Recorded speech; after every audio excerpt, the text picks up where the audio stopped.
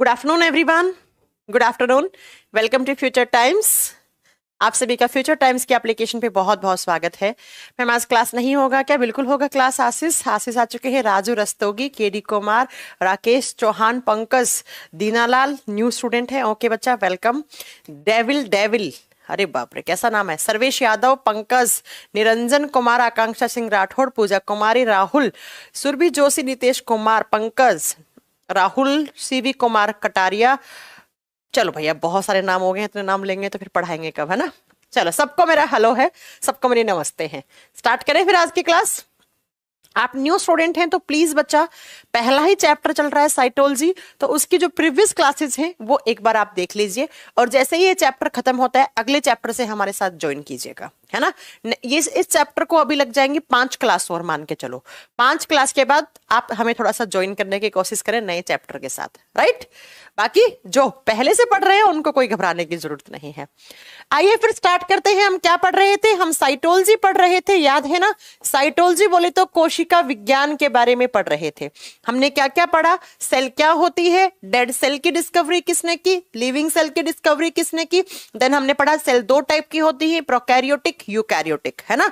एक prokaryotic type की sales होती है, एक यूकैरियोटिक टाइप की सेल्स होती हैं। उसके बाद हमने पढ़ा था कि सेल्स के अंदर प्रोटोप्लाज्म होता है। प्रोटोप्लाज्म क्या क्या होता है? तो प्रोटोप्लाज्म 2 टाइप की चीजों से बना हुआ होता है। एक होता है प्रोटोप्लाज्म का लिक्विड पार्ट, एक होता है प्रोटोप्लाज्म का सॉलिड पार्ट। उसके बाद मैंने आपको पढ़ाया था कि जो प्रोटोप्लाज्म है उसके अंदर सेल ऑर्गेनेलीज भी होते हैं, कोशिकांग भी होते हैं, और उसी कोशिकांग को हमें एक एक करके सबको पढ़ना है। और उसके बाद मैंने पढ़ाया था कि सेल की कवरिंग, सेल के दोनों 2 कवरिंग होती हैं, सेल के ऊपर 2 कवर लगे हुए होते हैं। और 2 कवर कौन कौन से आप बताओगे बच्चा? पहला था सेल वॉल, लेकिन सेल वॉल एनिमल सेल में नहीं होता। और दूसरा यहां पे हमने लास्ट क्लास छोड़ी थी, सेल मेम्ब्रेन, प्लाज्मा मेम्ब्रेन, है ना। सेल मेम्ब्रेन या प्लाज्मा मेम्ब्रेन। सेल वॉल हमने कल पढ़ा दी थी कि सेल वॉल का काम क्या होता है। सेल वॉल का काम होता है सेल को शेप देना, साइज देना, प्रोटेक्शन देना, है ना। और सेल वॉल प्लांट सेल में भी होती है, फंगी सेल में भी होती है, कवक की कोशिका में, शैवाल की कोशिका में, पादपों की कोशिकाओं में, सब में सेल वॉल कोशिका भित्ति होता है। सिर्फ किस सेल में नहीं होता है? एनिमल सेल में नहीं होता है ना बच्चा। तो अब दूसरी कवरिंग पे चलते हैं। नेक्स्ट आता है, आप प्लाज्मा मेम्ब्रेन बोलो या सेल मेम्ब्रेन बोलो, बात एक ही है। इसे कोशिका झिल्ली बोलो या प्लाज्मा झिल्ली बोलो। जब हम प्लाज्मा मेम्ब्रेन या सेल मेम्ब्रेन की बात करते हैं, ये दोनों टाइप की सेल्स में होता है। तो पहला पॉइंट लिखिए, it is present in prokaryotic cells and eukaryotic cells. ये दोनों टाइप की सेल्स में प्रेजेंट होता है। प्रोकैरियोटिक हो चाहे यूकैरियोटिक हो, दोनों प्रकार की कोशिकाओं में पाया जाता है। तो लिखिएगा, जो कोशिका झिल्ली होता है वो प्रोकैरियोटिक एवं यूकैरियोटिक दोनों प्रकार की कोशिकाओं में पाया जाता है। इसका मतलब मैम, जितने सारे प्रोकैरियोट्स हैं और जितने सारे यूकैरियोट्स हैं, उन दोनों में ही कोशिका झिल्ली पाया जाता है। तो लिख दीजिएगा, प्रोकैरियोटिक और यूकैरियोटिक दोनों में पाया जाता है। मैंने राइट का टिक लगा दिया है। मैं आपको दिखाती हूं। आपको याद है लास्ट क्लास में मैंने आपको बताया था कि ये किसका सेल है? ये एक मैंने आपको पढ़ाया था, इसको नहीं, ये वाला सेल। ये दोनों सेल मैंने बताई थी यूकैरियोटिक सेल हैं। आप दोनों में देखने की कोशिश करना। इसके भी चारों तरफ आपको मेम्ब्रेन मिलेगी, इसे क्या बोलेंगे? Cell membrane. ये रखा प्लाज्मा मेम्ब्रेन, है ना। इसके भी चारों तरफ क्या मिलेगी आपको? सेल मेम्ब्रेन देखने को मिलेगी। ये रहा प्लाज्मा मेम्ब्रेन। प्लाज्मा मेम्ब्रेन बोलो या सेल मेम्ब्रेन बोलो, बात एक ही है ना बच्चा। तो मैं ये कहना चाह रही हूं कि चाहे प्रोकैरियोटिक सेल हो चाहे यूकैरियोटिक सेल हो, दोनों टाइप की सेल्स में प्लाज्मा मेम्ब्रेन या सेल मेम्ब्रेन होता है। सेल के चारों तरफ जो मेम्ब्रेन है उसे सेल मेम्ब्रेन या उसी को ही हम प्लाज्मा मेम्ब्रेन कह देते हैं, राइट। ये बात होगी। अब मैं आपको एक पॉइंट बताना चाहती हूं। देखो बच्चा, एक है प्लांट सेल, मान लो एक आपने उठाई है प्लांट सेल, प्लांट की सेल ली है आपने, किसी पादप की कोशिका ली है, और दूसरी आपने क्या ली, एक एनिमल सेल ली। अब आप लोग इसका आंसर करना, मैं नहीं करूंगी आंसर, ठीक है। एक आपने प्लांट सेल ली, एक आपने एनिमल सेल ली। जंतु कोशिका और पादप कोशिका, दो सेल मैंने आपको उठा के दी, और मैंने बोला कि मुझे इलेक्ट्रॉन माइक्रोस्कोप के नीचे चेक करके ये बताइए बच्चों जरा कि प्लांट सेल में आउटर वाला जो कवरिंग है वो कौन सा दिखेगा और इनर वाला कौन सा दिखेगा। आउटर का मतलब होता है बाहरी कवर, सबसे बाहरी आवरण कौन सा दिखेगा और अंदर वाला कौन सा दिखेगा। फिर मुझे बताइए कि एनिमल सेल का आउटर कौन सा है और इनर कौन सा है। आउटर का मतलब हो गया बाहरी, कौन सा होता है, सिर्फ आउटर ही बता दो आप, इनर रहने दो। ठीक है राहुल बच्चा, मैम आपकी क्लास यूट्यूब पर, आपके क्लास 10th की मैंने अभी परचेज किया है। ओके ठीक है, कोई प्रॉब्लम नहीं है राहुल। अच्छा आज आपकी फर्स्ट लाइव क्लास है बच्चा, एक बार आप थोड़ी सी जो 5-6 क्लास प्रीवियस है वो देखिए। सुनो, प्लांट सेल के अंदर सेल वॉल होता है और सेल वॉल तो सबसे बाहर होता है, तो सबसे बाहरी कवरिंग कौन सा होगा प्लांट सेल में, सेल वॉल होगा, कोशिका भित्ति होगा। बच्चा जब भी कभी कोई प्लांट का सेल उठाओगे तो उसके आउटर में सबसे बाहरी जो लेयर दिखेगी उसे सेल वॉल, उसे कोशिका भित्ति कहा जाएगा, और उसके अंदर वाली जो होगी उसे क्या बोलेंगे, सेल मेम्ब्रेन, उसे कोशिका झिल्ली बोलेंगे। ये झिल्ली है, ये क्या है, कोशिका झिल्ली है। तो आप क्या बताएंगे कि जो प्लांट सेल है उसकी बाहरी सेल वॉल है और अंदर वाली सेल मेम्ब्रेन है। अब बच्चा एनिमल सेल में तो सेल वॉल तो होता नहीं, सिर्फ क्या होता है, सेल मेम्ब्रेन। तो एनिमल सेल का आउटर क्या हो जाएगा, सेल मेम्ब्रेन ही हो जाएगा, कोशिका झिल्ली ही हो जाएगा। कैसे, इमेज देखो, फोटो देखो, फोटो से ही समझ में आ पाएगा आपको। ये एक प्लांट सेल है, तो इस प्लांट में जो सबसे बाहर की होगी ये वाली, ये सबसे बाहर वाली, ये कौन सी है, सबसे बाहर वाली, ये वाली। तो इसे क्या दिखा रखा है, सेल वॉल, कोशिका भित्ति। फिर इसके अंदर की तरफ एक मेम्ब्रेन और है, इसे क्या दिखा रखा है, प्लाज्मा मेम्ब्रेन या सेल मेम्ब्रेन। तो प्लांट की सेल में सेल वॉल होता है, तो सेल वॉल सबसे बाहर वाला है, सेल मेम्ब्रेन उसके अंदर वाला है। तो यह बाहरी परत है प्लांट सेल के लिए और यह आंतरिक अंदर वाली है। ये वाला सेल एनिमल सेल है। एनिमल सेल में तो सेल वॉल तो होता नहीं है, कोशिका झिल्ली तो होता नहीं है, तो आप क्या बताएंगे बच्चा, इसमें तो बाहरी कौन सी होगी, सेल मेम्ब्रेन होगी। इसके चारों तरफ एक ही लेयर है और वही बाहरी है, इसके चारों तरफ दो हैं तो दो में ये बाहर या अंदर। तो अक्सर ना आपको कंफ्यूज करने के लिए एग्जामिनर बोलता है कि एनिमल सेल की आउटर लेयर बताओ, तो आप लोग सोचोगे आउटर में तो मैम ने बताया था सेल वॉल होता है। नहीं, एनिमल सेल में सेल वॉल नहीं होता है। इसलिए आप क्या बताएंगे बच्चा, एनिमल सेल में जब सेल वॉल होता ही नहीं है तो उसका आउटर क्या हो जाएगा, सेल मेम्ब्रेन हो जाएगा। ये बात समझ में आ गई है ना, ये बात आपको समझ में आ गया ना बहुत अच्छे से, है ना। चलो बहुत बढ़िया, है ना, समझ में आ गई ये बात। तो ये प्रोकैरियोटिक और यूकैरियोटिक दोनों में होता है, बस डिफरेंस प्लांट और एनिमल सेल में ये वाला था। अब बात करते हैं कि सेल मेम्ब्रेन है तो ये किसकी बनी हुई है, सेल मेम्ब्रेन किसकी बनी हुई होती है। तो बच्चा सेल मेम्ब्रेन बनी हुई होती है फॉस्फोलिपिड्स की। अब किसी का भी सेल मेम्ब्रेन उठाओ, उसमें सबसे ज्यादा कंपोनेंट आपको क्या मिलेगा,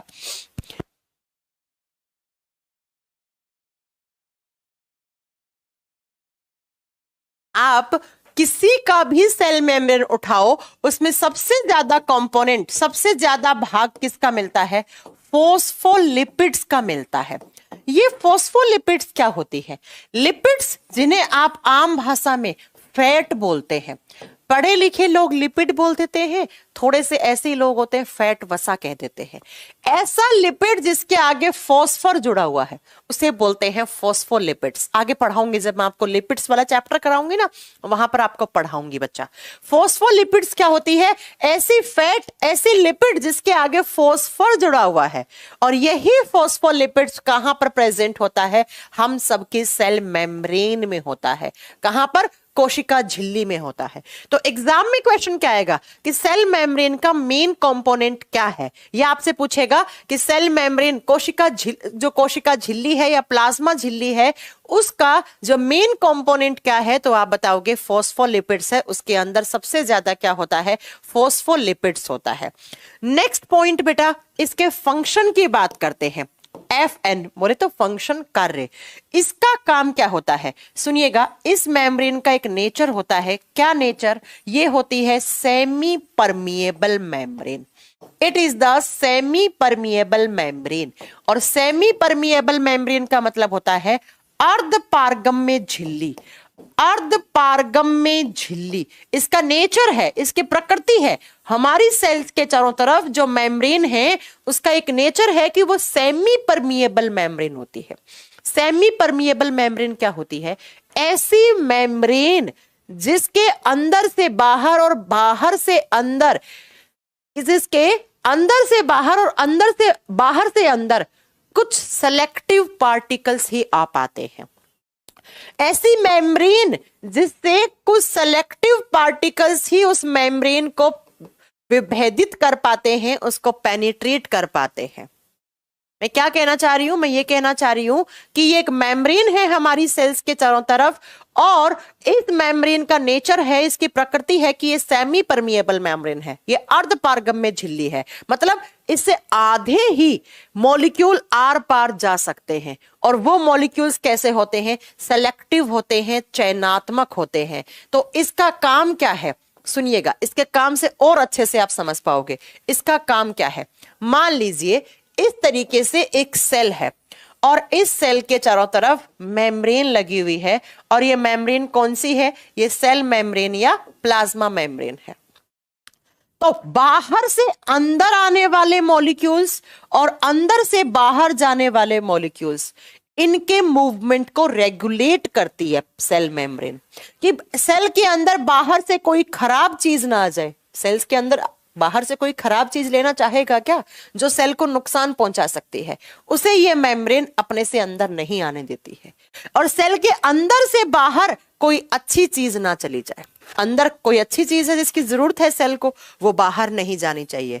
तो अंदर से बाहर आने वाले, बाहर से अंदर आने वाले मॉलिक्यूल्स को रेगुलेट करती है कौन सी मेम्ब्रेन, सेल मेम्ब्रेन। कैसे करती है, तो बच्चा इसका नेचर है सेमी परमिएबल मेम्ब्रेन। अर्ध पारगम्य, पारगम्य का मतलब है आर पार जाने वाले, आधे ही मॉलिक्यूल हैं, कुछ सेलेक्टिव पार्टिकल्स हैं जो इस मेम्ब्रेन से अंदर जा सकते हैं और अंदर से बाहर आ सकते हैं। तो इसका मतलब कोशिका झिल्ली का कार्य क्या हो गया, इस झिल्ली का कार्य है कोशिका के अंदर से बाहर जाने वाले, बाहर से अंदर आने वाले अणुओं पर संतुलन बना के रखना। इसी की वजह से हमारी सेल्स के अंदर कोई खराब चीज अंदर नहीं आ पाती और कोई अच्छी चीज सेल के बाहर नहीं जा पाती। तो इसे कहते हैं सेल मेम्ब्रेन, इसे बोलते हैं प्लाज्मा मेम्ब्रेन या सेल मेम्ब्रेन, कोशिका झिल्ली या इसे प्लाज्मा झिल्ली कहते हैं, जो हमारी सेल्स में भी होती है।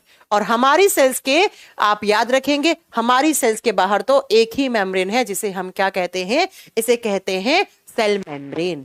जब बात करते हैं नेक्स्ट पॉइंट पर, ये मेम्ब्रेन एक डबल लेयर्ड स्ट्रक्चर होती है। कहने का मतलब इसमें दो लेयर है, it is double layer structure.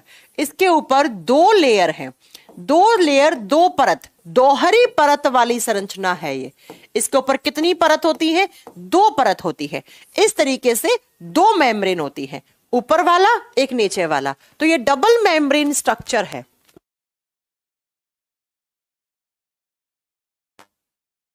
यह क्या है, एक दोहरी मेम्ब्रेन, मतलब डबल लेयर स्ट्रक्चर है, दो परतों से बनी हुई है। मैं आपको इमेज दिखाती हूं इसकी, आप बहुत अच्छे से समझ पाएंगे। ये रहा सेल मेम्ब्रेन। जब आप सेल मेम्ब्रेन को माइक्रोस्कोप के नीचे रखेंगे तो ऐसा दिखेगा, एक इसका ये वाला लेयर रहा, एक इसका ये वाला लेयर रहा, है कि नहीं, दो मेम्ब्रेन है, बिल्कुल है। अब इन दोनों मेम्ब्रेन के बीच में ही रहते हैं फॉस्फोलिपिड्स। कैसे, ध्यान से सुनिए, ये सेल मेम्ब्रेन का ऊपरी भाग है, ये नीचे, तो दो लेयर हो गई, दो परत हो गई। अब इन्हीं दोनों परतों के बीच में फॉस्फोलिपिड्स की बनी हुई होती है। तो फॉस्फोलिपिड्स के मॉलिक्यूल्स इस तरीके से अरेंज्ड होते हैं। ये देखो, इस तरीके से फॉस्फोलिपिड्स के मॉलिक्यूल, ऊपर वाला पार्ट कहलाता है हेड, नीचे वाला टेल। ये टेल है, ये हेड है, ये टेल है, ये हेड है। फिर ऐसे ही ये हेड हो गया नीचे वाली लेयर का, और ये इसका नीचे की तरफ टेल हो गया। मैं क्या कहना चाह रही हूं कि ये डबल लेयर स्ट्रक्चर हो गई। ये दो लेयर हैं और दोनों लेयर के बीच में किसके मॉलिक्यूल रहते हैं? फॉस्फोलिपिड्स के रहते हैं, क्योंकि सेल मेम्ब्रेन या प्लाज्मा मेम्ब्रेन किसकी बनी हुई होती है? फॉस्फोलिपिड्स की बनी होती है। फॉस्फोलिपिड्स की बनी होती है। ठीक है, अब इन फॉस्फोलिपिड इस तरीके से, इसका एक मॉलिक्यूल निकाल के यहां रखो, इस तरीके के मॉलिक्यूल से बनी हुई होती है, ऐसे। और जब इस फॉस्फोलिपिड्स की बात करते हैं तो इसमें दो हिस्से हैं। एक इस मॉलिक्यूल का ऊपर वाला हिस्सा है, इसे बोलते हैं हेड पार्ट, इसका सिर वाला भाग, और नीचे वाला है टेल, इसे बोलते हैं पूंछ वाला भाग।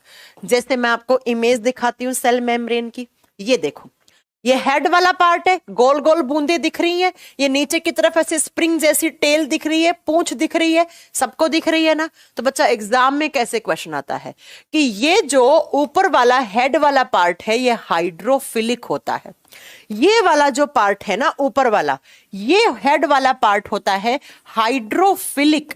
और हाइड्रोफिलिक का मतलब है पानी में घुलने वाला, जो पानी से प्यार करता है, जो पानी के अंदर आसानी से घुल जाए, उसे बोलते हैं हाइड्रोफिलिक। पानी में जो सोल्यूबल हो जाए उसे हाइड्रोफिलिक बोलते हैं। तो ये वाला हिस्सा पानी में आसानी से घुल जाता है, इसलिए इसे हाइड्रोफिलिक बोलते हैं। नीचे वाला हिस्सा है पूंछ वाला, वो हाइड्रोफोबिक होता है, जो पानी से दूर भागे, जो पानी में ना घुले, पानी में अघुलनशील रहे, घुले ना कभी, उसे फोबिक बोलते हैं। तो एग्जाम में कैसे क्वेश्चन आता है, सुन लीजिएगा बच्चा ध्यान से, कि सेल मेम्ब्रेन कैसी स्ट्रक्चर है? एक बाई लेयर्ड स्ट्रक्चर है, दोहरी परत से बनी हुई संरचना है, जिसके बीच में फॉस्फोलिपिड्स के मॉलिक्यूल्स अरेंज्ड होते हैं।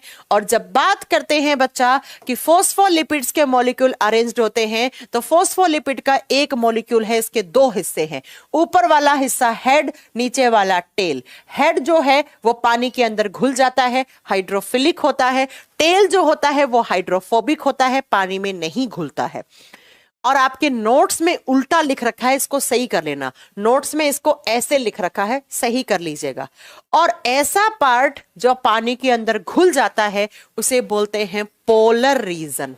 उसे क्या बोलते हैं? पोलर। उसे बोलते हैं ध्रुवीय भाग। और जो पानी में नहीं घुलता है उसे बोलते हैं नॉन पोलर पार्ट, उसे बोलते हैं अध्रुवीय भाग। तो अब मेरा आपसे दो क्वेश्चन है, आंसर करो फटाक से, आंसर करो फटाक से। दो क्वेश्चन है मेरे को आंसर करके ये बताओ कि सेल मेम्ब्रेन का कौन सा हिस्सा पोलर है और कौन सा हिस्सा नॉन पोलर है। कोशिका झिल्ली के ध्रुवीय भाग का नाम बताओ और कोशिका झिल्ली के अध्रुवीय भाग का नाम बताओ। फटाक से मुझे नाम बताओ कि कौन सा पोलर होना चाहिए और कौन सा नॉन पोलर रीजन होना चाहिए। अब तो मैंने पढ़ा दिया है इतना, अब तो समझ में आ गया होगा कि पोलर कौन सा पार्ट है और नॉन पोलर कौन सा पार्ट है। हाँ जी,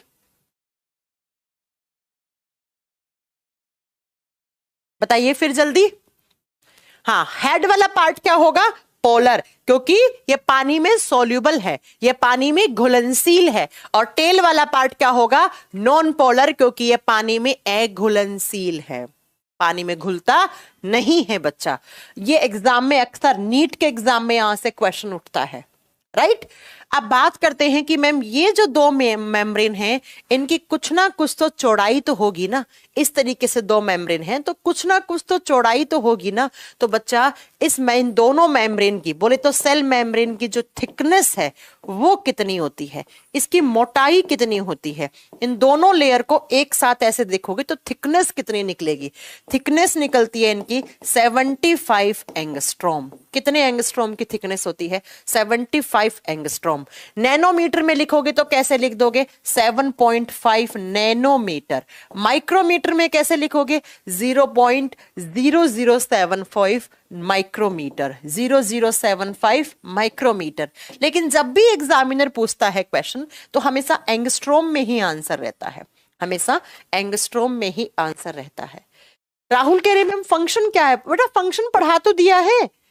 फंक्शन क्या पढ़ाया है मैंने? फंक्शन पढ़ाया है कि सेल के अंदर क्या आएगा, सेल के अंदर से बाहर क्या जाएगा। कुछ सेलेक्टिव पार्टिकल्स हैं जो अंदर से बाहर जा पाएंगे, बाहर से अंदर जाएंगे, है ना।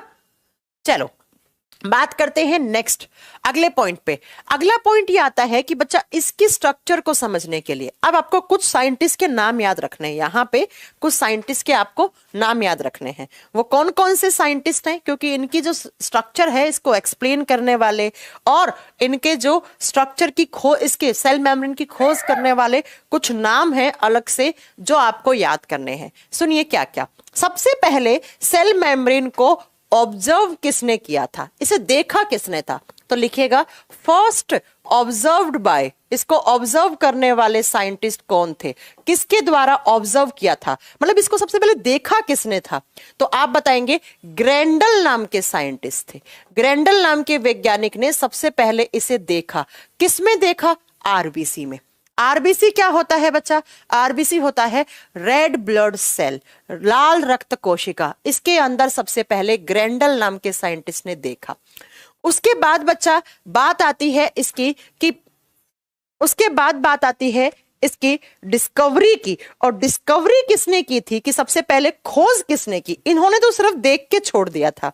खोज किसने की? हाँ जी, खोज के बारे में देखो। खोज का मतलब यह है कि इसको देखकर थोड़ा सा एक्सप्लेन करने वाले साइंटिस्ट। तो ग्रेंडल ने बता तो दिया था कि इस तरीके से कोई मेम्ब्रेन होती है ना। लेकिन प्रॉपर जब हम बात करते हैं कि इसकी खोज किसने की थी, वो जाता है बच्चा क्रैमर एंड नगेली को। डिस्कवरी का जो क्रेडिट जाता है ना खोज का, है ना, वो जाता है क्रैमर और नगेली को। क्रैमर और नगेली दो साइंटिस्ट हैं जिनको इनकी खोज के लिए क्रेडिट जाता है। और नेक्स्ट जो क्वेश्चन आता है वो क्या आता है? इन्होंने देखा, इन्होंने प्रॉपर डिस्कवरी कर दी, बता दिया कि भाई ये मेम्ब्रेन है। अब इस सेल मेम्ब्रेन की स्ट्रक्चर को समझने के लिए एक मॉडल दिया गया था। क्या दिया गया था? एक मॉडल दिया गया था। एक मॉडल प्रपोज किया गया था इसकी स्ट्रक्चर को समझने के लिए। और उस मॉडल को बोलते हैं फ्लूइड मोज़ेक मॉडल।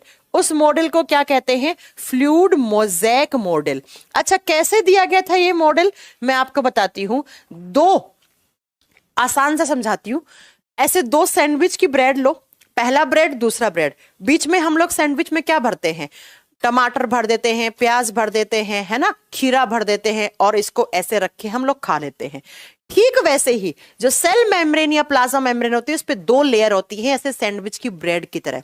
और बीच में जो फॉस्फोलिपिड्स होते हैं वो मान लो जो भी आप सैंडविच के अंदर बीच में भर के रख के खाते हो। तो वैसी ही स्ट्रक्चर, ये जो स्ट्रक्चर है इसको एक्सप्लेन करने के लिए जो मॉडल दिया गया था उस मॉडल को बोलते हैं फ्लूइड मोज़ेक मॉडल।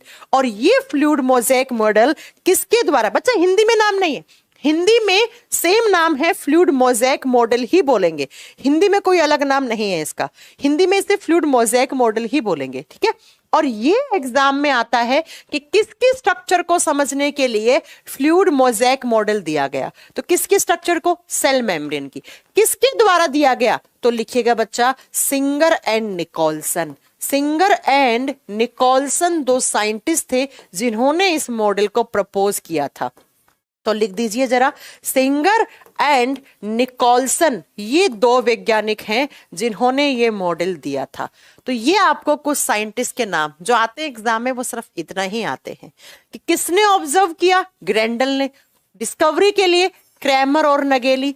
कौन सा मॉडल इसकी स्ट्रक्चर को समझने के लिए दिया गया था? Fluid mosaic model. किसने दिया? सिंगर एंड निकोलसन ने। कैसा स्ट्रक्चर है? बाई लेयर स्ट्रक्चर है। कितनी एंगस्ट्रॉम की थिकनेस होती है? 75 एंगस्ट्रॉम की। किसकी बनी हुई होती है? फोस्फोलिपिड्स की। फोस्फोलिपिड्स के ऊपर वाले हिस्से को क्या बोलते हैं? Polar region. क्यों बोलते हैं? क्योंकि वो पानी में घुल जाता है। नीचे वाले हिस्से को क्या बोलते हैं बच्चा? नॉन पोलर, क्योंकि वो घुलता नहीं है, क्योंकि वो घुलता नहीं है। ठीक है बच्चा, इसलिए हम इस सेल मेम्ब्रेन के नेचर को बोलते हैं सेमी परमिएबल मेम्ब्रेन। ये एक अर्धपारगम्य झिल्ली है। काम क्या है? सेल के अंदर से बाहर क्या जाएगा, बाहर से अंदर क्या आएगा। तो ये दो टाइप की कवरिंग होती है, सेल वॉल, सेल मेम्ब्रेन। लेकिन हम लोगों में तो सेल वॉल तो होता नहीं है, सिर्फ क्या होता है हम लोगों में? सेल मेम्ब्रेन होता है। तो कवरिंग हमने पढ़ ली। अब बात करेंगे कि सेल के बीचों बीच क्या होता है। जब कवर के बाद सेल के अंदर की तरफ आओगे तो सेल के बीचों बीच आपको क्या देखने को मिलता है? सेल के बीचों बीच हमें देखने को मिलता है, आप बताएंगे, न्यूक्लियस, केंद्रक देखने को मिलता है। सत्यम यादव कह रहे मैम हिंदी में बताइए। तो हिंदी में तो बता रही हूं बच्चा, क्या नहीं बताया हिंदी में? इससे ज्यादा बायोलॉजी की हिंदी और क्या होगी? सब तो बता दिया है मैंने हिंदी में। बच्चा हिंदी में लिखवा तो रही हूं,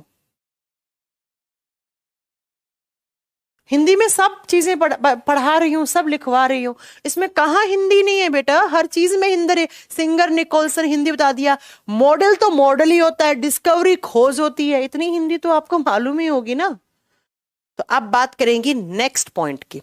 cell wall, cell membrane, 2 number दे दिया आपने। अब 3 नंबर दो। सेल के सेंटर में बीचों बीच क्या होता है? तो सेल के बीचों बीच होता है न्यूक्लियस। क्या होता है? न्यूक्लियस, केंद्रक होता है। न्यूक्लियस केंद्रक होता है। तो जरा लिखेंगे नेक्स्ट पॉइंट में केंद्रक। और जब न्यूक्लियस की बात करते हैं तो न्यूक्लियस की डिस्कवरी करने वाले साइंटिस्ट कौन है? Robert brown. रॉबर्ट हुक नहीं, रॉबर्ट हुक ने तो क्या किया था? रॉबर्ट हुक ने तो मैम सेल की खोज की थी। और उन्होंने जो सेल की खोज की थी वो कैसी थी? वो एक डेड सेल थी, वो एक मृत कोशिका थी, है ना। जबकि लिविंग सेल की खोज एंटोनी ल्यूवेन हॉक ने की थी, है ना।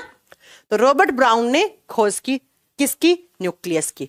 और जो न्यूक्लियस टर्म है, ये जो न्यूक्लियस शब्द है, वो भी किसके द्वारा दिया गया? वो भी रॉबर्ट ब्राउन के द्वारा ही दिया गया। तो अगर हम बात करते हैं कि रॉबर्ट ब्राउन ने ही तो किसकी खोज की थी? न्यूक्लियस की। और रॉबर्ट ब्राउन ने ही न्यूक्लियस का टर्म दिया, शब्द दिया। ठीक है, इतनी बात समझ में आ गई है आपको? अगले पॉइंट पे चलते हैं। नेक्स्ट बच्चा, सेल का जो न्यूक्लियस होता है इसे क्या कहा जाता है? इसे कहा जाता है सेल का ब्रेन या सेल का कंट्रोलर। इसे क्या कहा जाता है? सेल का ब्रेन या इसका कंट्रोलर कहा जाता है। तो नेक्स्ट पॉइंट पे लिखेंगे कि न्यूक्लियस को ही हम सेल का ब्रेन, हाँ तो फ्लूइड को तो हिंदी में तरल बोल देते हैं शिव जी, इसमें क्या हो गया? इतनी हिंदी तो आपको आनी चाहिए। जो एक अलग टर्म होता है ना, अलग हिंदी होती है, वो सारी हिंदी में आपको नोट तो करवा रही हूं। 1 मिनट दीजिए बच्चा।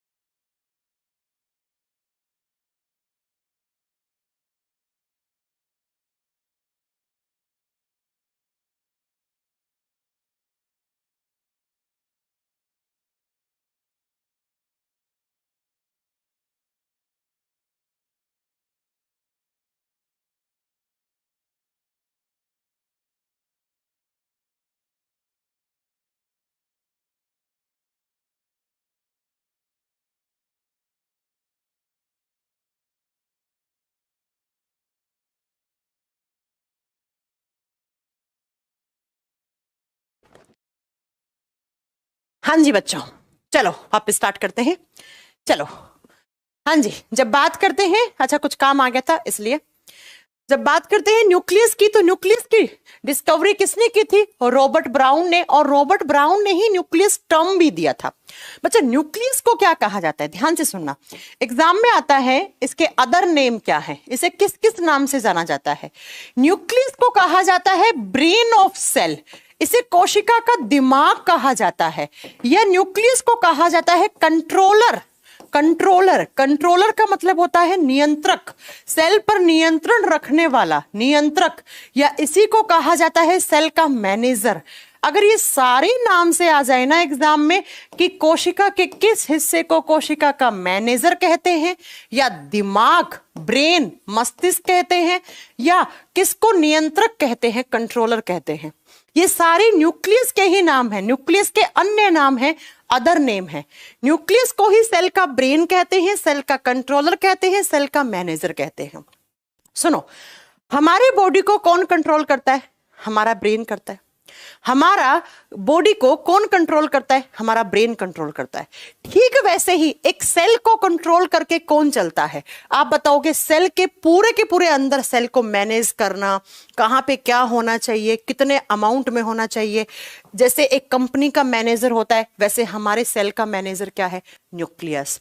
जैसे हमारा ब्रेन है, ठीक वैसे ही न्यूक्लियस भी किसका ब्रेन है? सेल का ब्रेन है। जैसे हमारा ब्रेन हमें कंट्रोल करता है, हमारे बॉडी को ऑर्गन्स को कंट्रोल करता है, तो न्यूक्लियस पूरी सेल को कंट्रोल करके चलता है। तो केंद्रक के इतने सारे नाम हैं बच्चा, अगर पूछ लेना केंद्रक के क्या क्या नाम है, ये सारे ही नाम केंद्रक के हैं।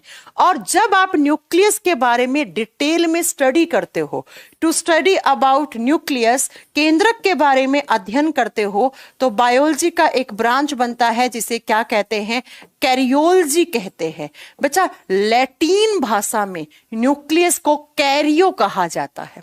तो कैरियो शब्द आप जब भी देखोगे तो वो किससे संबंधित है? वो केंद्रक से, न्यूक्लियस से संबंधित है ना? तो याद रखेंगे, to study about nucleus is known as karyology. Hindi में भी लिख लो, कैरियोलॉजी बायोलॉजी का एक शाखा है, एक ब्रांच है, जिसमें हम केंद्रक के बारे में डिटेल में स्टडी करते हैं। किसके बारे में? न्यूक्लियस के बारे में स्टडी करते हैं। एक बच्चा पूछ रहा है कि मैम इसकी खोज कब की गई थी? देखो, डेट नहीं पूछा जाता है एग्जाम में, फिर भी अगर आपको लिखना है तो आप लिख सकते हैं 1831 में, 1831 में सबसे पहले खोज की गई थी इसकी। किसके द्वारा? रॉबर्ट ब्राउन के द्वारा। और जब बात करते हैं किसमें की गई थी, प्लांट की सेल ली थी। किस प्लांट की सेल ली थी रॉबर्ट ब्राउन ने? ऑर्किड प्लांट की। ऑर्किड प्लांट देखा है आपने?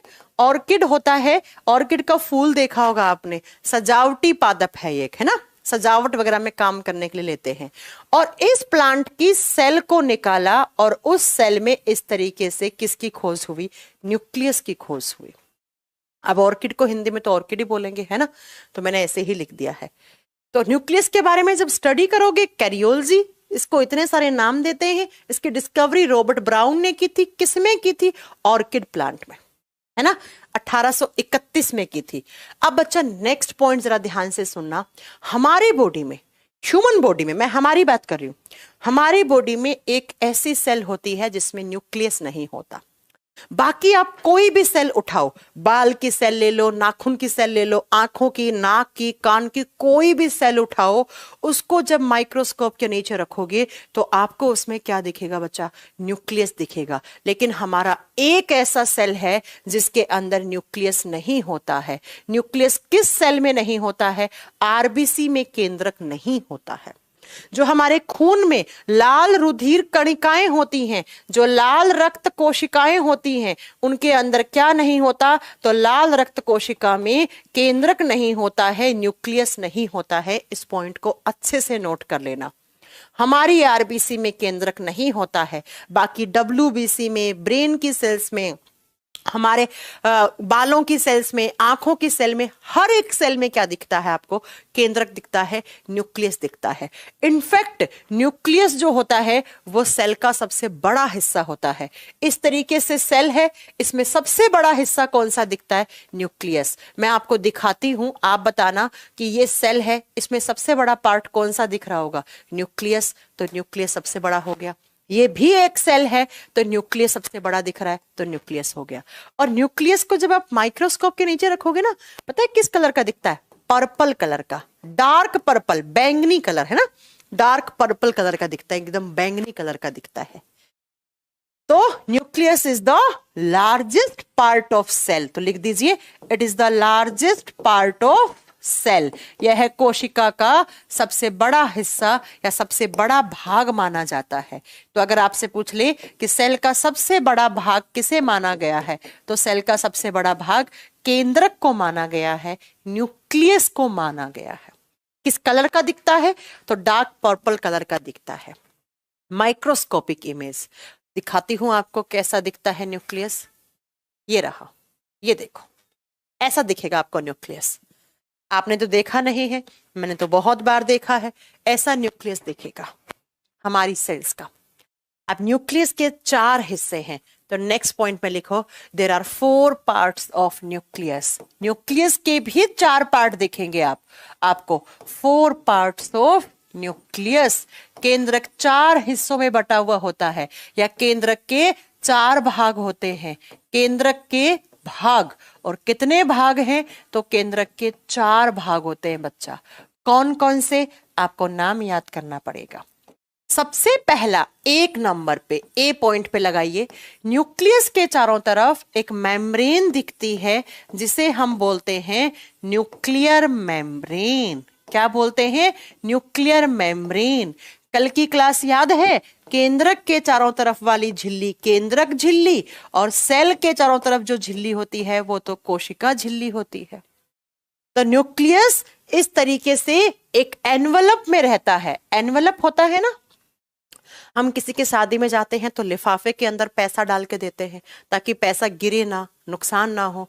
ठीक वैसे ही हमारी सेल का जो न्यूक्लियस है उसके चारों तरफ एक मेम्ब्रेन का एनवलप बना हुआ होता है जो हमारे न्यूक्लियस को सुरक्षा देता है, जो क्या करता है? प्रोटेक्शन देता है। तो ये रहा, इसको न्यूक्लियर मेम्ब्रेन बोलो या न्यूक्लियर एनवलप बोलो। एनवलप का मतलब क्या होता है? लिफाफा। तो इस लिफाफे के अंदर हमारा न्यूक्लियस बढ़िया तरीके से क्या होता है? एकदम सुरक्षित रहता है।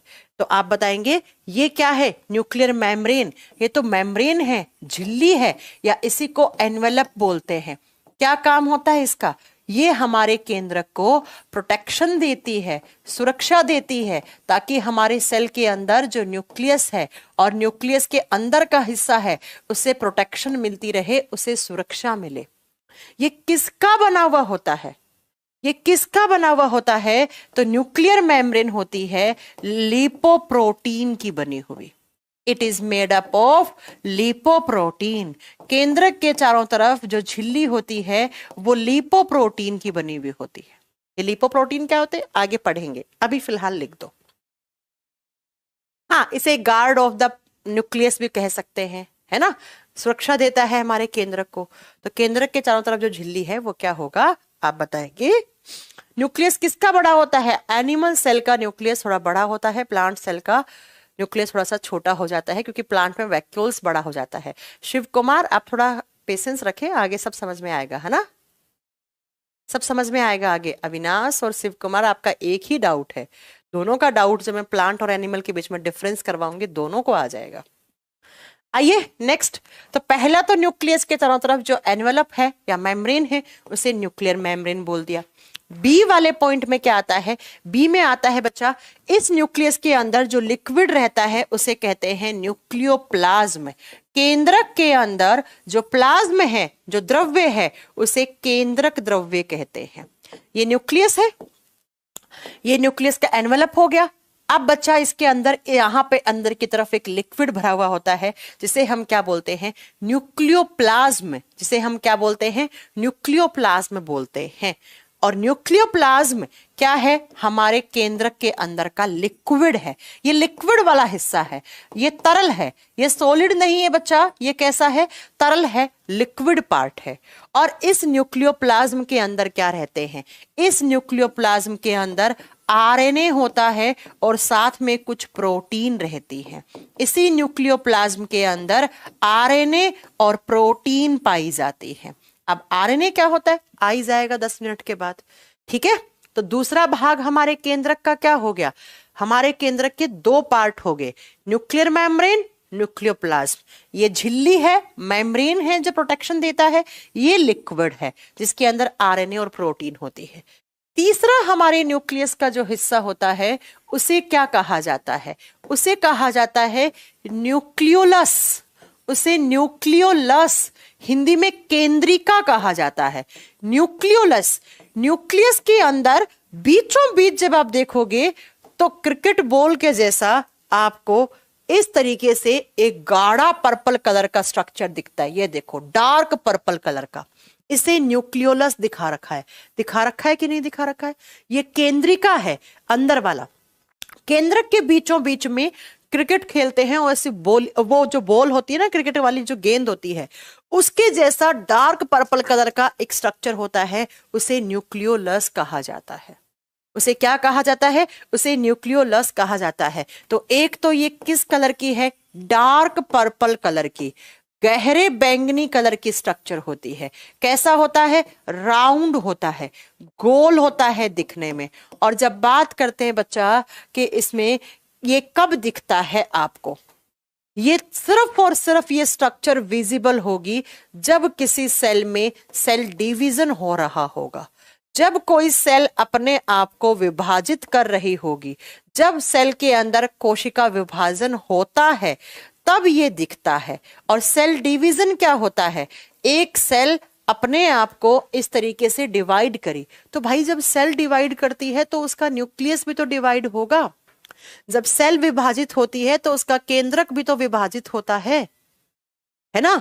तो जब जब सेल डिवीजन होता है तब तब ये विजिबल होता है। सिर्फ जिस सेल में सेल डिवीजन नहीं हो रहा है उसमें आपको ये न्यूक्लियोलस देखने को नहीं मिलता है। ये सिर्फ और सिर्फ कब दिखता है, ड्यूरिंग सेल डिवीजन, कोशिका विभाजन के समय दिखाई देता है। तो 3 पार्ट हो गए, मेम्ब्रेन, लिक्विड, न्यूक्लियोलस। और फोर्थ आता है, न्यूक्लियस के अंदर रहते हैं क्रोमेटिन, धागे नुमा संरचनाएं रहती हैं जिन्हें हम कहते हैं क्रोमेटिन। 4th नंबर पे लिखिए क्रोमेटिन। और क्रोमेटिन क्या होती हैं, केंद्रक के अंदर कुछ थ्रेड लाइक स्ट्रक्चर्स होती हैं। थ्रेड का मतलब होता है धागे नुमा संरचना होती है, थ्रेड लाइक स्ट्रक्चर्स होती हैं, धागे नुमा संरचनाएं होती हैं। और यही धागे नुमा संरचना आगे चलकर क्या बनाती हैं, डीएनए और क्रोमोसोम। यहीं से आगे चलकर बनता है डीएनए और यहीं से आगे चलकर बनता है क्रोमोसोम, जिसे हिंदी में गुणसूत्र कहते हैं। कैसे होते हैं, ऐसे, ये देखो बच्चा, ये दिख रहे हैं थ्रेड लाइक स्ट्रक्चर, ऐसे ऐसे धागे नुमा संरचनाएं दिख रही हैं, इन्हीं को दिखा रखा होगा क्रोमेटिन। ये दिखा रखा, ये एनवेलप, ये न्यूक्लियोलस केंद्रिका, ये क्रोमेटिन, जो लिक्विड है वो न्यूक्लियोप्लाज्म। तो न्यूक्लियस के कितने हिस्से हो गए, 4 हिस्से हो गए। न्यूक्लियस के कितने हिस्से, 4 हिस्से। एग्जाम में कैसे क्वेश्चन आएगा, बड़ा आसान है एग्जाम में क्वेश्चन आना। न्यूक्लियस के जो गहरे डार्क पर्पल कलर के स्ट्रक्चर को क्या कहते हैं, आप क्या बताओगे बच्चा, उसे कहा जाता है न्यूक्लियोलस। जो सिर्फ और सिर्फ केंद्रक का कौन सा हिस्सा कोशिका विभाजन के समय दिखाई देता है, न्यूक्लियोलस दिखता है। न्यूक्लियस के चारों तरफ की मेम्ब्रेन को न्यूक्लियर मेम्ब्रेन किसकी बनी हुई होती है, लिपोप्रोटीन की। न्यूक्लियस के अंदर आरएनए और प्रोटीन कहाँ होते हैं, न्यूक्लियोप्लाज्म में। न्यूक्लियस के अंदर धागे नुमा संरचनाओं को क्या कहते हैं, क्रोमेटिन। क्रोमेटिन से आगे चलकर क्या बनते हैं, डीएनए और क्रोमोसोम। तो ये न्यूक्लियस के कितने भाग हैं, ये न्यूक्लियस के 4 हिस्से हैं, 4 हिस्सों में बंटा हुआ होता है न्यूक्लियस। अब बात करते हैं, थोड़ा सा आगे चलते हैं सेल के न्यूक्लियस के अंदर क्या होता है? सेल के न्यूक्लियस के अंदर न्यूक्लिक एसिड्स होते हैं। क्या होते हैं? न्यूक्लिक एसिड्स, न्यूक्लिक अम्ल पाए जाते हैं। केंद्रक के अंदर न्यूक्लिक अम्ल पाए जाते हैं, न्यूक्लिक एसिड पाए जाते हैं। और कितने टाइप के? 2 टाइप के।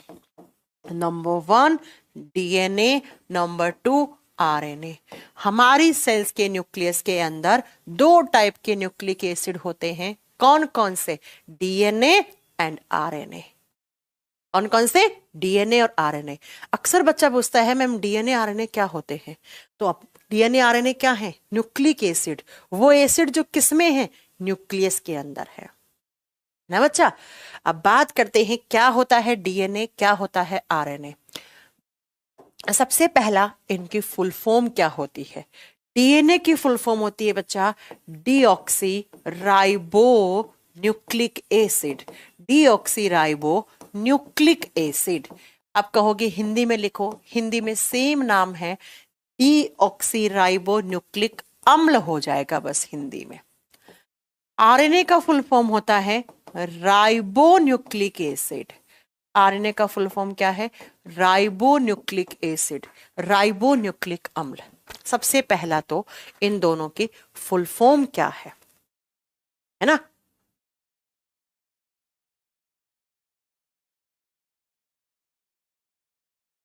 Deoxy nucleic acid, ribonucleic acid. Bunty Kumar Rana इतना लेट कैसे आए हैं? क्लास तो फिनिश होने वाली है। सत्य प्रकाश राठौड़ आप भी लेट हैं। क्रोमेटिन डिस्कवरी क्या करें? समझ नहीं पाए हम सुपेंद्र आपका comment.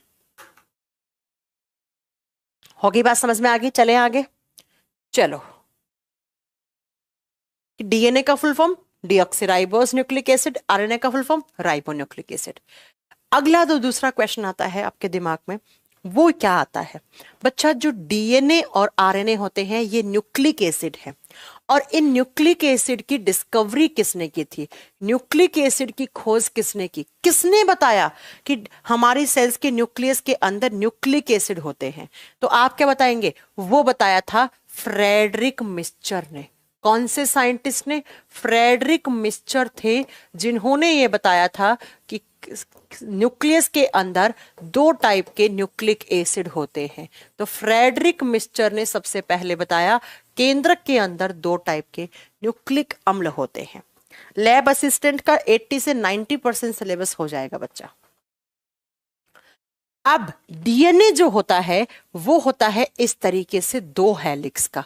DNA is double helix. DNA में कितने हेलिक्स होते हैं? Double helix. 2 हेलिक्स हैं, जैसे एक ये वाला एक ये वाला। तो डीएनए कितनी कुंडली से बना हुआ है? डीएनए द्विकुंडलित है। 2 कुंडलियां होती हैं डीएनए में। तो डीएनए कैसी स्ट्रक्चर होगी बेटा? It is A double helix structure. और ये किसने बताया था कि डीएनए डबल हेलिक्स है? इसके लिए मॉडल दिया गया था। और वो मॉडल किसने दिया था? वो दिया था वॉटसन एंड क्रिक। 2 साइंटिस्ट थे, वॉटसन और क्रिक। इन दोनों ने मिलकर डीएनए का डबल हेलिक्स मॉडल दिया। ये वाला मॉडल ये किसके द्वारा गिवन है? वॉटसन एवं क्रिक। इसे इंपॉर्टेंट लगा लेना, एग्जाम में आता है, स्टार कर लेना इसे कि डीएनए का डबल हेलिक्स मॉडल किसके द्वारा दिया गया था। आप क्या बताएंगे बच्चा? वॉटसन और क्रिक। आरएनए कैसा होता है? आरएनए होता है सिंगल हेलिक्स। इस तरीके से आरएनए में बेचारे में एक ही हेलिक्स है, एक ही कुंडली है। RNA is a single helix structure. एक कुंडलित संरचना होती है आरएनए में। आरएनए में एक ही कुंडली है इस तरीके से, तो ये एक कुंडलित है। और ये किसने बताया? ये उसी साइंटिस्ट ने बताया जिसने क्या किया था? आप बताएंगे बच्चा? न्यूक्लिक एसिड की डिस्कवरी की थी। और न्यूक्लिक एसिड की डिस्कवरी किसने की थी? फ्रेडरिक मिस्चर ने, है ना? फ्रेडरिक मिस्चर ने। तो फ्रेडरिक मिस्चर ने ही आरएनए का सिंगल हेलिक्स मॉडल दिया और डीएनए का double helix model Watson and Crick ने। डीएनए और आरएनए क्या होते हैं? Nucleic acid. ऐसे एसिड जो किसमें है? न्यूक्लियस में है। ये बात किसने बताई? This statement was given by Friedrich Miescher. ये स्टेटमेंट सबसे पहले फ्रेडरिक मिस्चर ने दिया, राइट? और ये थोड़ा सा पॉइंट है ना, इसे अच्छे से नोट करना, डबल हेलिक्स वाले को। नेक्स्ट आपके दिमाग में सेंटेंस क्या आता है, मैम ये डीएनए और आरएनए कैसे होते हैं? आपको एक फोटो दिखाऊं, ये रहे, ऐसे होते हैं डीएनए और आरएनए। ये क्या है, डबल हेलिक्स है तो क्या होगा, डीएनए होगा। ये सिंगल हेलिक्स है तो ये क्या होगा, आरएनए होगा। लेकिन दोनों कहाँ हैं, हमारी सेल्स के अंदर। नेक्स्ट पॉइंट पे चलते हैं, थोड़ा सा आगे आगे चलेंगे तो आगे आता है कि डीएनए और आरएनए किसके बने होते हैं। दिखते तो ऐसे हैं, किसके बने होते हैं, किसी ना किसी स्ट्रक्चर के तो बने होंगे ना। और डीएनए और आरएनए बने होते हैं पॉलीन्यूक्लियोटाइड्स के। किसके बने होते हैं, पॉलीन्यूक्लियोटाइड्स के। डीएनए और आरएनए पॉलीन्यूक्लियोटाइड्स की स्ट्रक्चर्स होती हैं। किसकी स्ट्रक्चर्स, पॉलीन्यूक्लियोटाइड्स की स्ट्रक्चर होती है। अब ये पॉलीन्यूक्लियोटाइड्स क्या होता है, डीएनए और आरएनए, एनसीईआरटी में लिखा हुआ है DNA and RNA are polynucleotide structure. DNA और आरएनए पॉलीन्यूक्लियोटाइड की संरचना होती है। अब ये पॉलीन्यूक्लियोटाइड्स क्या होते हैं, पोली टर्म जब जब देखते हो उसका मतलब होता है बहुत ज्यादा। पोली का मतलब होता है बहुत ज्यादा, मतलब बार बार रिपीट होती है, बहुत ज्यादा स्ट्रक्चर। किसकी ज्यादा स्ट्रक्चर, न्यूक्लियोटाइड की।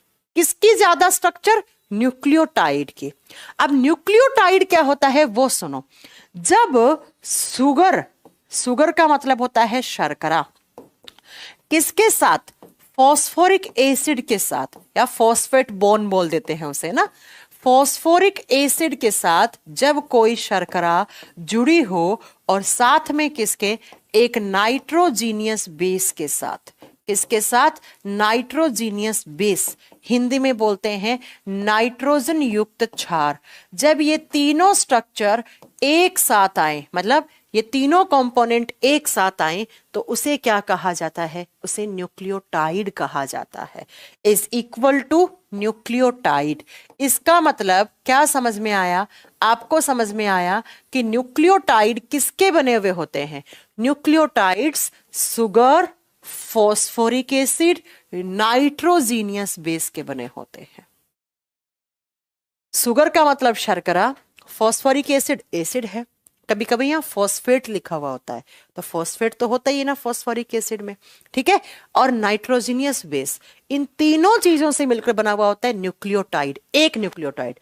और जब बहुत सारे न्यूक्लियोटाइड होंगे, एन नंबर ऑफ न्यूक्लियोटाइड, तब क्या बनेगा, पॉलीन्यूक्लियोटाइड। और इसी पॉलीन्यूक्लियोटाइड से फिर क्या बनेंगे, डीएनए और आरएनए बोलेंगे। हाँ कुछ डिफरेंस है वो हम पढ़ेंगे, लेकिन मैं इतना बताना चाह रही हूं कि न्यूक्लियोटाइड्स बार बार जब रिपीट होते हैं, बहुत सारे न्यूक्लियोटाइड्स के जोड़े बनते हैं, तब जाकर या तो डीएनए बनेगा या आरएनए बनेगा। और न्यूक्लियोटाइड बनाने के लिए कितनी चीज होनी चाहिए, तीन। क्या क्या, sugar, phosphoric acid, nitrogenous base, ये तीनों चीज होंगी जब क्या बनेगा, एक न्यूक्लियोटाइड बनेगा। और जब बार बार ये सारी चीजें रिपीट हो रही हैं तो बहुत सारे न्यूक्लियोटाइड, और बहुत सारे न्यूक्लियोटाइड जब जुड़ते हैं तो क्या बनता है, या तो एक डीएनए या आरएनए, या तो एक डीएनए या एक आरएनए। अब इनमें क्या डिफरेंस होता है डीएनए आरएनए में, वो हम कल की क्लास में पढ़ेंगे। वो हम कल की क्लास में पढ़ेंगे कि डीएनए में कौन सी सुगर, आरएनए में कौन सी सुगर, डीएनए में कौन सा नाइट्रोजीनियस बेस, आरएनए में कौन सा नाइट्रोजीनियस बेस, ये सब हम कल पढ़ेंगे, राइट। अब किसी का भी कोई डाउट हो तो वो मुझसे पूछ सकता है, कैसा भी डाउट है वो पूछिए जल्दी से।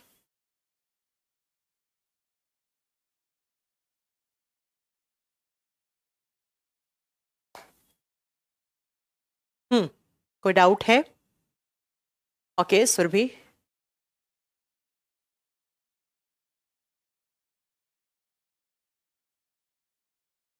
एमपीएसआई बड़े आराम से हो जाएगा बच्चा।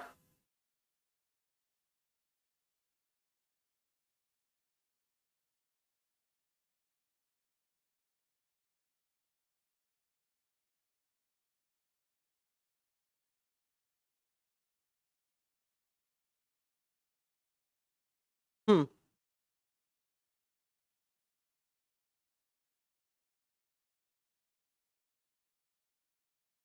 ठीक है, कोई प्रॉब्लम नहीं है।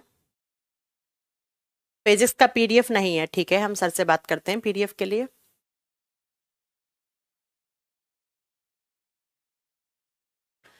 चलिए, कोई डाउट नहीं है तो फिर चलते हैं, आज के लिए इतना ही रखते हैं। आज आपका पहला क्लास था वैभव, कोशिश कीजिए जो पीछे 3 क्लास हुए इस चैप्टर की वो कवर करके आ जाए हमारे साथ।